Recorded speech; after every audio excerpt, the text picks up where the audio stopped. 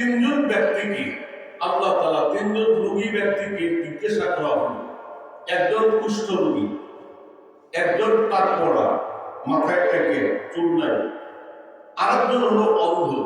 এই তিনজন ব্যক্তিকে আল্লাহর ফেরেশতা গিয়া প্রথম ব্যক্তি কুষ্ঠ রোগীকে জিজ্ঞেস করলো, ভাই তুমি কেমন আছো? তো কয়, ভাই আমি কি ভালো থাকবো, আমার শরীরে চামড়া নাই, শরীর দিয়া দুর্গন্ধ বের হয়, মানুষ আমাকে দূর দূর করে তাড়িয়ে দেয়, মানুষের সমাজে যেতে পারে না।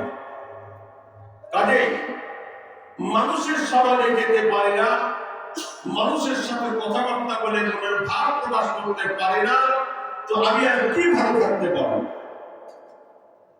বলে, আচ্ছা তুমি কি চাও? লোকটা বলে, আমি তো চাই আমার শরীর থেকে কুষ্ঠ রোগ দূর হয়ে যাক, শরীরে নতুন চামড়া চলে আসুক, মানব সমাজে গিয়ে আমি মনের ভাবটা প্রকাশ করতে পারি।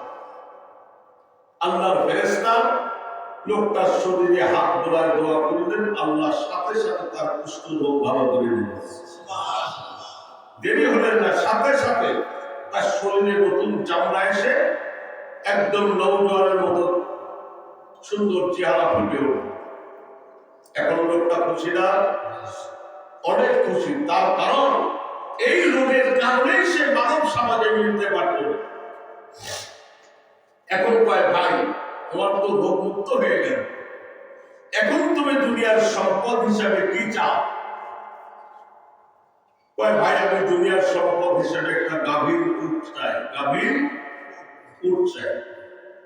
তো ফেরেশতা তাকে একটা গাভীর উট দিয়া দোয়া করলেন বরকতের জন্য, আল্লাহ তোমার এই উটের ভিতরে কি করুন, বরকত দান করুন। সুবহানাল্লাহ। ফেরেশতার দোয়ার বরকতে তার উটের পাল দেখতে দেখতে মাঠকে মাঠ ভরে গেল। এবার গেল দ্বিতীয় ব্যক্তি, মাথায় টাক পড়া, ও মানব সমাজে যেতে পারে না, মানুষের তার দেখতে এই দুঃখে সে মানব সমাজে যেতে পারে না। ফেরেশতা গিয়ে কয়, তোমার ভাই কেমন আছো? কয়, ভাই কেমন আর থাকবো, আমি টাক পড়া, সুল্লাহদের কাছে গেলে পরে সব আমার মাথায় কিল বলে, তাই মানব সমাজে যেতে পারি না, মনের কথাগুলি খুলে বলতে পারি না, ভাব প্রকাশ করতে পারি না। বলে, তুমি কি চাও? বলে, আমি চাই আমার মাথায় নতুন চুল এসে যাক, আমি যেন মানব সমাজে গিয়ে আমার মনের কথাগুলি প্রকাশ করতে পারি। আল্লাহর ফেরেশতা হাত বোলায় দোয়া করলেন, সাথে সাথে তার মাথায় চুল গজাইয়া একেবারে সুন্দর একটা সুদর্শন যুবকের পরিণত হল।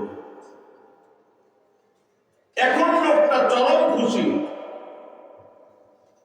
এখন কয়, ভাই তুমি বরকতের জন্য কি চাও? বলে, বরকতের জন্য আমি চাই একটা গাভীর গরু।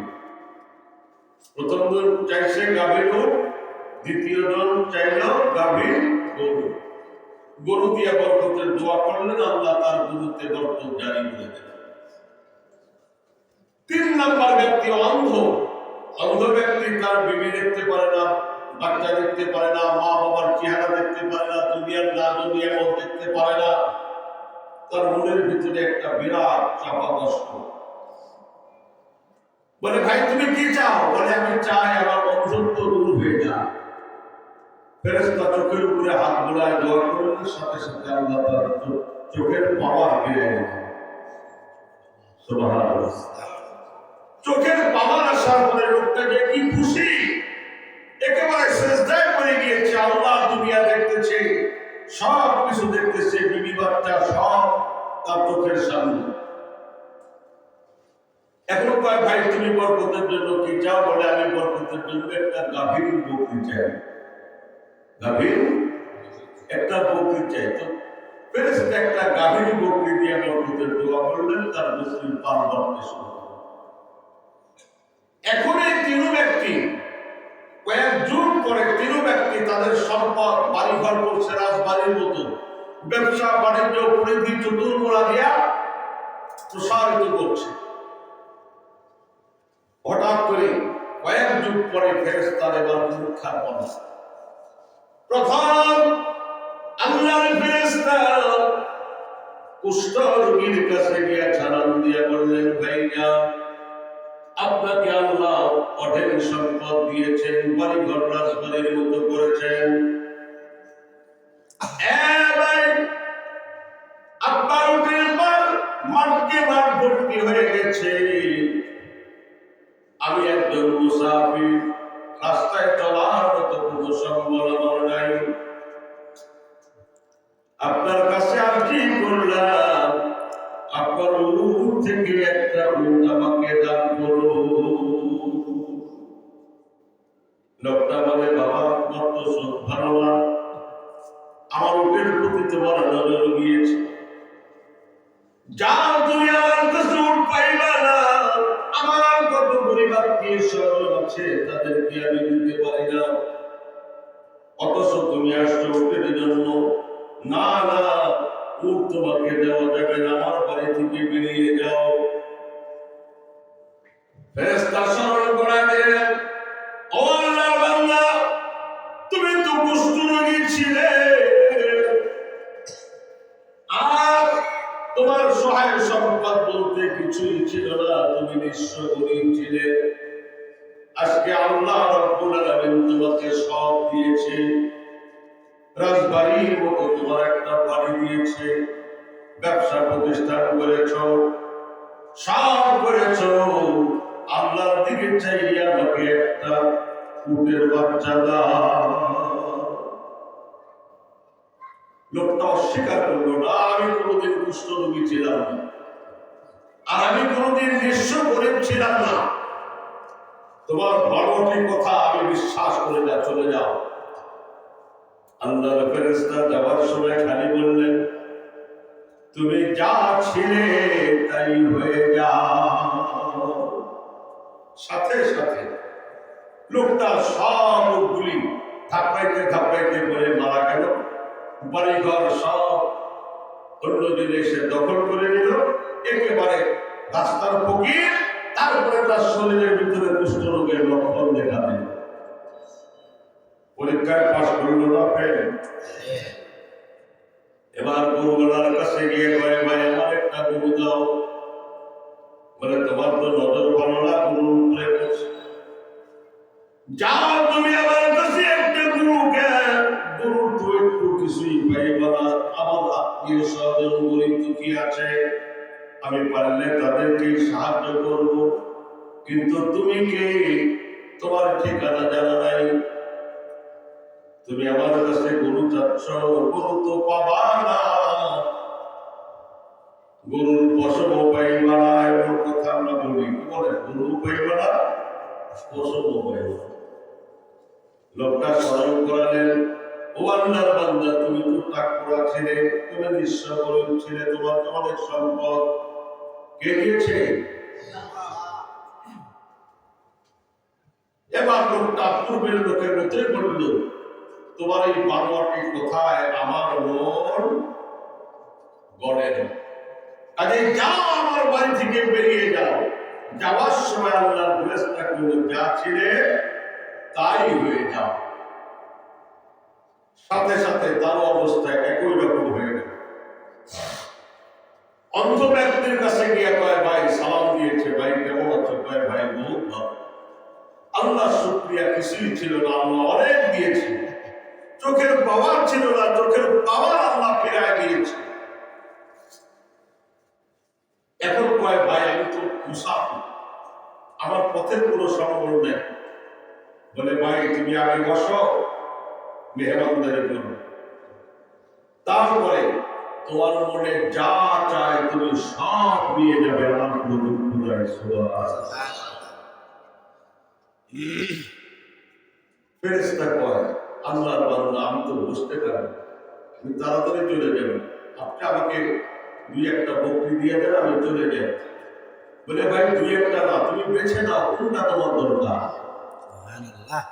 আমার কিছুই ছিল না, আমি নিঃস্ব ছিলাম, গরিব ছিলাম, আমার শরীর, আমার চোখে দেখতাম না, আল্লাহ তাআলা সব দিয়েছে, চোখের পাওয়ার দিয়েছে, সম্পদের মালিক আল্লাহ বানিয়েছে। তুমি চেয়েছো, তুমি যদি আমার সমস্ত বকরির পালগুলি নিয়ে যাও, আমার কোনো আফসোস নেই বলে বলে সুবহানাল্লাহ। ফেরেশতা আবার দোয়া করলেন, করবেন আল্লাহ তোকে বরকত আরো বেশি দান করুন। সুবহানাল্লাহ। শুকরিয়া আদায় করেছে না? শুকরিয়া আদায় করেছে, আল্লাহ তার নিয়ামতকে আরো বাড়ায় দিয়েছে। এখন আবার ভাইরা আপনাদের এই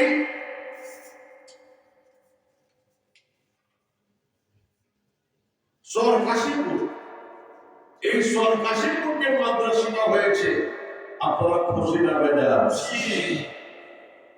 কিন্তু সরকাশিপুরে কি এই কয়েকজন মানুষই শুধু আছে? আরো আছে? আমি তো মনে করছি এই কয়েকজন নিয়ে মনে হয় একটা গ্রাম তৈরি হয়েছে, আরো মানুষ আছে। আচ্ছা, মাইকের আওয়াজ কি শুধু মাদ্রাসার ভিতরে আছে না বাইরেও আছে? মুসলমান গোপন করে কেমনে একটু দেখো। ইহুদি নাসারা খ্রিস্টানদেরকে তোমরা বোকাবাজি করো, আর কোরআনের একটা মাহফিল, মাদ্রাসা উদ্বোধনী একটা অনুষ্ঠান, এখানে মুসলমান নাই। মুসলমানদের উপরে আল্লাহর গজব আসবে কি আসবে না বলেন?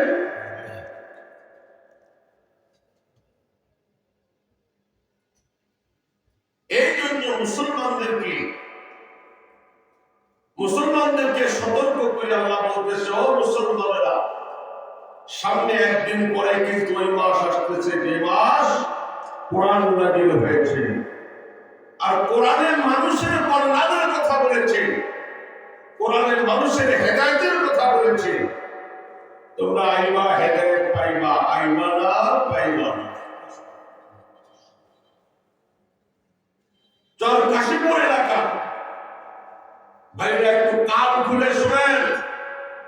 আল্লাহ রাসূল সাল্লাল্লাহু আলাইহি ওয়াসাল্লাম হাদিসে ইরশাদ করেন, ইউকালু লিসাহিবিল কুরআন ইকরা ওয়ারতাকি ওয়ারাতিল কামা কুনতা তুরাতিলু ফিদ দুনিয়া ফাইন্না মানসিলাকা ইনদা আখিরি আয়াতিন তাকরাউহা।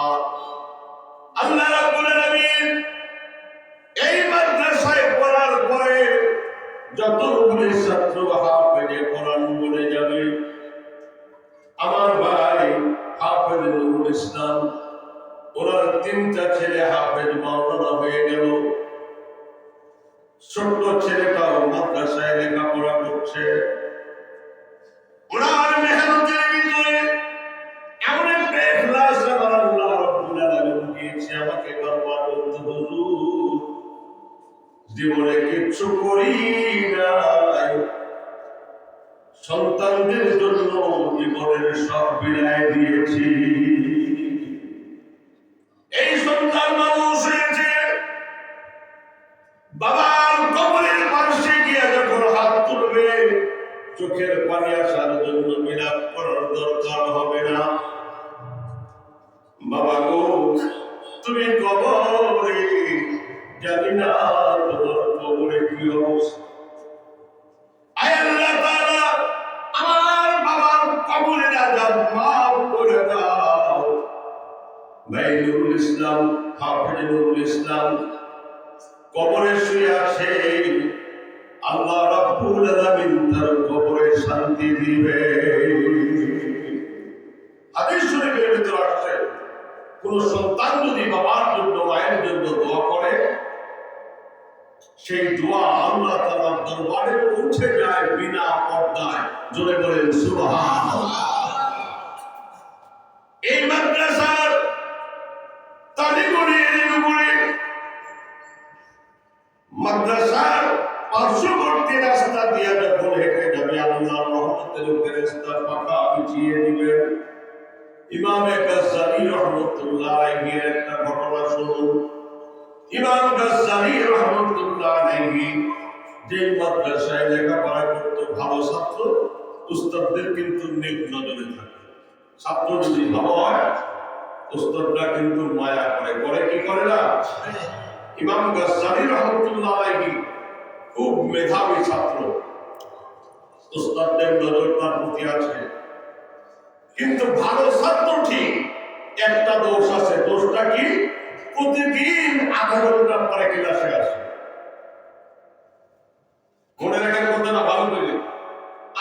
ঘন্টা পরে মাদ্রাসায় আসে, উস্তাদ শাসায়, আজকে তুই 1 ঘন্টা আগে আসবি, নইলে তোর পিঠের চামড়া বেতের পিটারিতে উঠায় দেবে।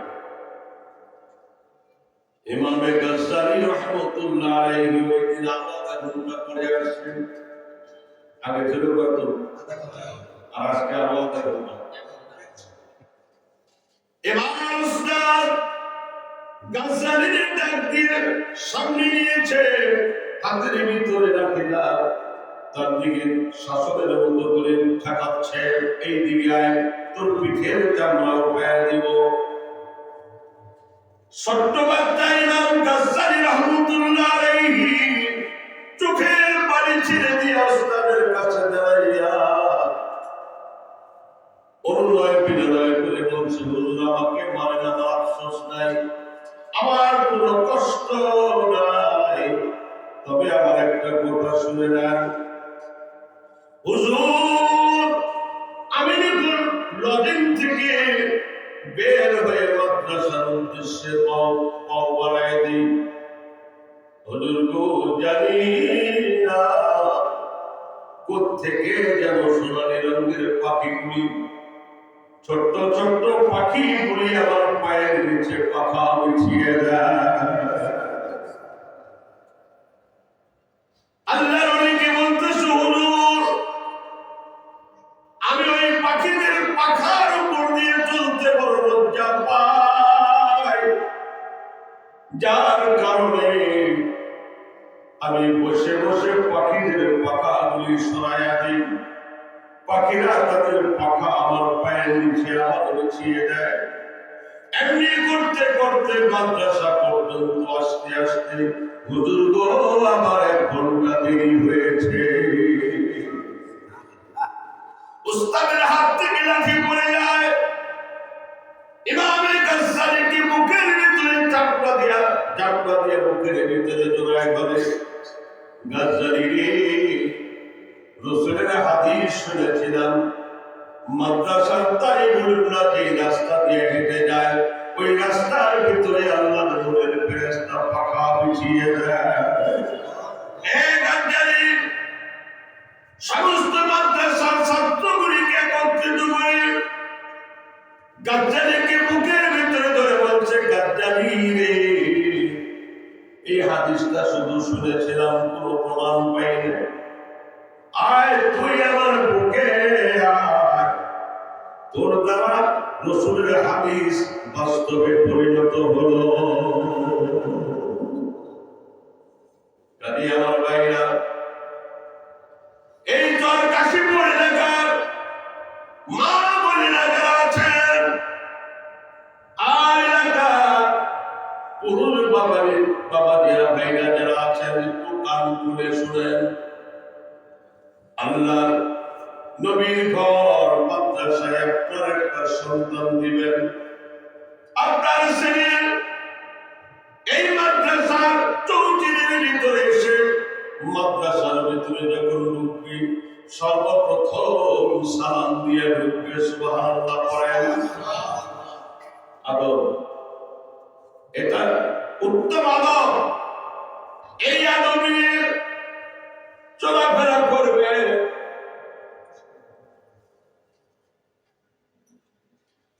এই জন্য আমার ভাইরা আমি বলতে চাই, আপনার ছেলে সন্তানকে আপনি যখন এই মাদ্রাসায় পড়াবেন, মাদ্রাসায় হাফেজ হয়ে যাবে, আল্লাহ রাব্বুল আলামিন তার নবী বর্ণনা করেন যে কোরআন ওয়ারতাতি ওয়ারাতিল কামা কুনতা তুরাতিলু ফিদ দুনিয়া, ও হাফেজ যেভাবে তুমি দুনিয়াতে আল্লাহর কালাম তেলাওয়াত করেছো মধুর কণ্ঠে, আর কিয়ামতের মাঠে আল্লাহ পাকের কালাম সুন্দর লেহানে খোশ লেহানে তেলাওয়াত করতে থাকো, এক একটা আয়াত পড়ো আর জান্নাতের একটা তালায় উঠে যাও। কতটি আয়াত কোরআন শরীফের আয়াত? কতটি? 6666 আয়াত হাফেজে কোরআন তেলাওয়াত করবে, জান্নাতের ৬,৬৬৬ তলায় চলে যাবে। এখন পৃথিবীতে কত তলা বিল্ডিং আছে? সর্বোপরে ওই যে বুর্জ খলিফা দুবাইতে তৈরি করেছে, দুবাইতে বুর্জ খলিফা কত তলা? ১৬২ আপনারা বলছেন। এর উপরে আর কোনো বিল্ডিং আছে? ১৬২ তলা বিল্ডিং করে আর আল্লাহরে আল্লাহ কয় না, তরমুজের কয় ঢের। ১৬২ তলা করার পরে যদি এই অবস্থা হয়, হাফিজে কোরআন ৬,৬৬৬ তলা বিশিষ্ট জান্নাতের মালিক হয়ে যাবে। জোরে বলুন সুবহানাল্লাহ। হতে পারে এটা আপনার সন্তান। এক মুফাসসিরিনে কেরাম ব্যাখ্যা করেন, লৌহে মাহফুজ কোরআন সংরক্ষণ করা আছে কোথায়? লৌহে মাহফুজ। লৌহে মাহফুজটা কত বড়? আমাদেরকে একটা ব্ল্যাকবোর্ডের সমান হবে না। এই লৌহে মাহফুজের একটা পায়া থেকে আরেকটা পায়ার দূরত্ব ৫০০ বছরের রাস্তা। কত বছরের রাস্তা? ৫০০ বছরের রাস্তায় একটা পায়া থেকে আরেকটা পায়া পর্যন্ত। এরকম এক নয়, দুই নয়, লক্ষ লক্ষ পায়া দ্বারা আল্লাহ লৌহে মাহফুজকে গঠন করেছেন। সুবহানাল্লাহ বলেন। এই লৌহে মাহফুজ এত বড় বিশাল আকৃতির লৌহে মাহফুজ, আপনার ছোট্ট সন্তান যার বয়স ১২ বছর, ১০ বছর, ১২ বছর হয়েছে, তার সিরাটা লৌহে মাহফুজের থেকে আমার আল্লাহর কাছে দামি।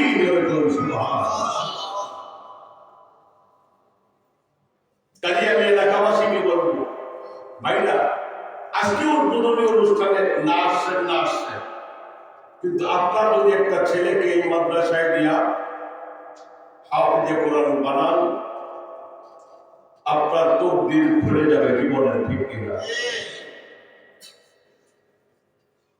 আমার বাবার ৮টা সন্তান, আমার ৬ ভাইয়ের। তো আমার বাবাকে এক এমপি সাহেবের বাবা, আমার বাবা তো থানা মসজিদে চাকরি করতো, সে বলতেছে, ও কারি সাহেব, আপনারা তো দাওয়াত খাবার লোভে লোভে হক কথা করেন না। আমি আবার ওই দিন ওখানে ছিলাম। এবারে হাদি সাহেব ভুল বলেছে। আপনি একজন গণ্যমান্য ব্যক্তি, আপনি একজন এমপির বাবা, আপনার তো হক কথা বলার অভ্যাস আছে, কিন্তু আপনার ছেলে কিন্তু আলেম বানাননি, হক কথা বলুন। আপনার ছেলে কিন্তু ওই শিক্ষা দিয়েছে যে শিক্ষা করলে বর্জন হবে। কি বলেন, ঠিক কিনা?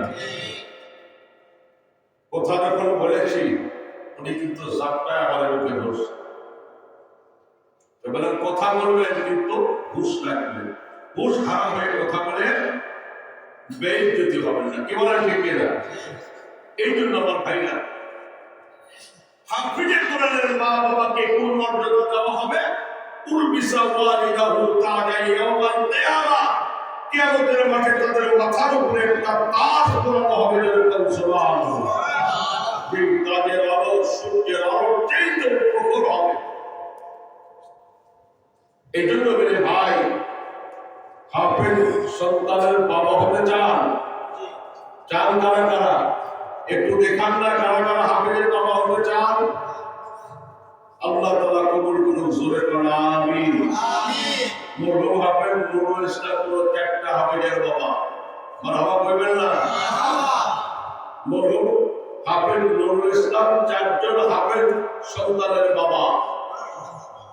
এই জন্য আমার ভাইরা, আজ ভুলে না যে করা হয় না, নির্ধারিত একটা রজনীতে কোরআনে কারীম নাযিল করা হয়েছে। সেই রজনীটা কি?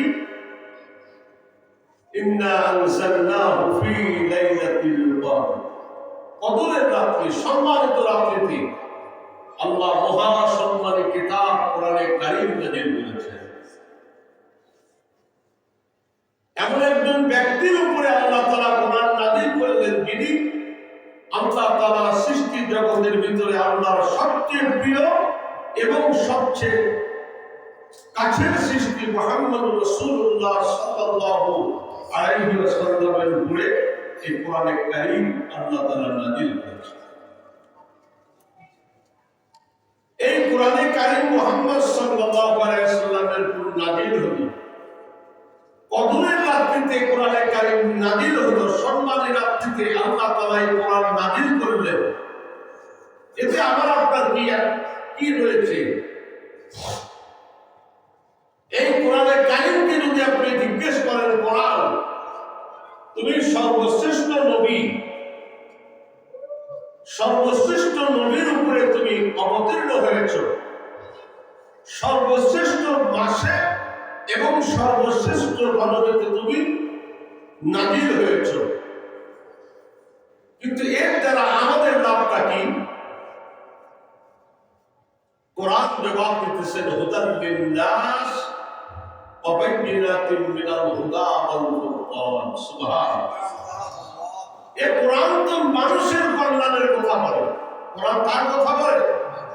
মানুষের কল্যাণ আর মানুষের হেদায়েতের কথা বলে।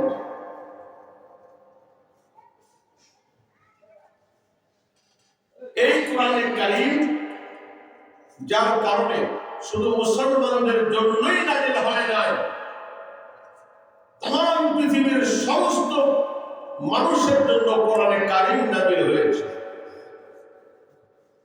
এই কোরআনের দ্বারা কি শুধু মুসলমানরাই উপকৃত হবে?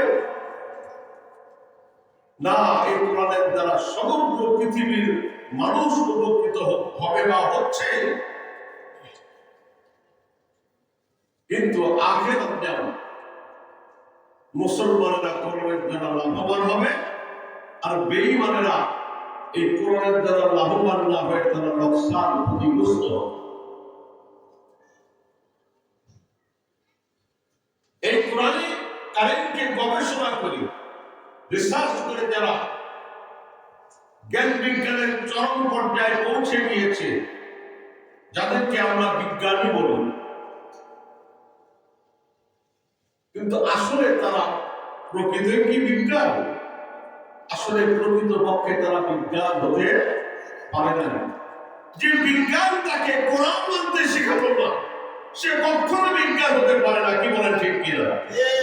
বিজ্ঞান তো ওই ব্যক্তির জন্য যে ব্যক্তি একজন মূর্খ মানুষ কিন্তু ইসলামকে চিনতে পেরেছে, ইসলামকে বুঝতে পেরেছে, সে ব্যক্তি প্রকৃত পক্ষে বিজ্ঞানী। কি বলেন ঠিক কিনা? এই জন্য আমার ভাইয়া কোরআনে কারীমের জ্ঞান, এই কোরআনে কারীম শিশু বাচ্চাদেরকে মাদ্রাসায় পড়ানো হয়। কোথায় পড়ানো হয়? এই যে সৌতুল কোরআন নামীয় যে মাদ্রাসা আপনাদের এলাকায় প্রতিষ্ঠিত হলো, এই মাদ্রাসায় সর্বপ্রথম বাচ্চাদেরকে সবক দেওয়া হবে কি? আউযু বিল্লাহি মিনাশ শাইতানির রাজীম, বিসমিল্লাহির রহমানির রহিম, রব্বি জিদনি ইলমা। আল্লাহ তুমি আমার জ্ঞান বাড়িয়ে দাও। সর্বপ্রথম সাহায্য যাচ্ছে কার কাছে? এই মাদ্রাসার সর্বপ্রথম শিক্ষা আল্লাহর কাছে জ্ঞান চাওয়া হচ্ছে। আল্লাহ তুমি আমাকে জ্ঞান বাড়িয়ে দাও, আমার বিবেক শক্তি, আমার বুদ্ধি শক্তি, আমার সব ধরনের আলো আল্লাহ আমাকে বাড়ায় দাও। এখন আসে বিজাতি যারা, তারা এই দেশে অনেক দিন শাসন করেছে। শাসন করে তারা মুসলমানদেরকে খ্রিস্টান বানাইতে পারে নাই, মুসলমানদের মগজ ধোলাই করতে পারে নাই। কেন পারে নাই? আমাদের দেশের বক্তব্যে সকালবেলা প্রতিদিন বাচ্চাদেরকে কোরআনে কারীম শেখানো হয়। তো আমি এই কথাটা এইভাবে বলি যে সকালবেলা ঘুম থেকে ওঠার পরে খালি পেটে যদি কেউ একটা রসুন চাপিয়ে খায়, এরপরে সকালবেলা নাস্তা, জোহরের টাইমে ভাত, রাত্রে অনেক কিছু খাওয়ার পরে রাত্রিতে যখন শুইতে যাবে, গোলা দিয়ে যখন গ্যাস বের হয়, ঢেকুস বের হয়, তখন বন্ধ আসে কিসে? রসুনের গন্ধ আসে। কেন? রসুনের গন্ধটা তীব্র একটা গন্ধ, যার কারণে সেটা পোড়াও করবা, কালিয়া করতা, দরজা যাই খাওয়া হোক না কেন, এটা রসুনের গন্ধকে চাপায় রাখতে পারে না। আমাদের দেশে ছোট্ট ছোট্ট বাচ্চাদেরকে রক্তের ভিতরে কোরআনে কারিম যখন শিক্ষা দেওয়া হয়, এই শিক্ষার এত তাসির, এই শিক্ষার এমন গুণাগুণ, বেঈমানরা তাদেরকে টাকা পয়সা দিয়া, ধন সম্পদ দিয়া, গাছগাড়ি দিয়া এতই প্রলোভন দিয়েছে, তোমরা শুধু তোমাদের কানে ছেড়ে তোমরা আমাদের পক্ষে চলে আসো, ইহুদি খ্রিস্টান হয়ে যাও। কিন্তু কোরআনের বন্ধু মুসলমানদের জবান থেকে আল্লাহ বের করে দেয়, মুসলমান কখনো বেঈমান হতে পারে না। কি বলেন ঠিক কিনা? মুসলমানের সন্তানকে শুরুতেই আল্লাহ পাকের কালাম শিক্ষা দেওয়া হয়েছে। এই কালামের সুবাস তার মুখ থেকে বেরিয়ে যখন যায়, ইহুদি নাচারাদের কালচার তার থেকে যায়। এই জন্য আমার ভাইরা, এই যে সন্তুল কোরআন মাদ্রাসা এখানে প্রতিষ্ঠিত করা হলো, আমি আপনাদেরকে একটা ঘটনা বলে দুইটা প্রশ্ন করব। সেই ঘটনাটা হলো এই, যেমন আল্লাহ